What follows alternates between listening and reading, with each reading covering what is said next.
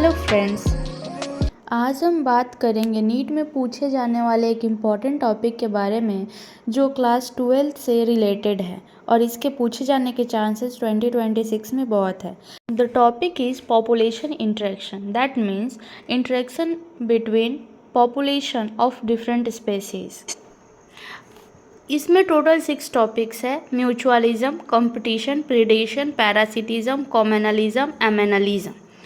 Mutualism का मतलब होता है दो स्पेसीज के बीच का इंटरेक्शन जिससे दोनों को फ़ायदा हो। कंपटीशन का मतलब होता है दो स्पीसीज के बीच का इंटरेक्शन जिसमें दोनों को नुकसान पहुँचे। और प्रीडेशन और पैरासिटिज्म दोनों थोड़े थोड़े रिलेटेबल टॉपिक्स है।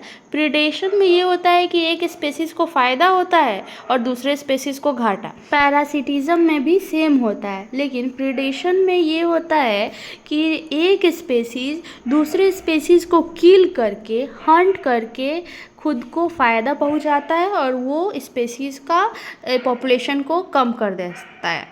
वहीं दूसरी ओर पैरासिटिज्म का मतलब होता है कि एक स्पेसीज जिसको पैरासाइट कहते हैं दूसरे स्पेसीज पे रहता है और उसका यूज़ करता है, उससे फ़ायदा लेता है और दूसरे को नुकसान पहुंचाता है बिना उसे मारे या किल करे या हंट करे, कुछ भी कह सकते हैं। और अब बात करते हैं कॉमनलिज्म की।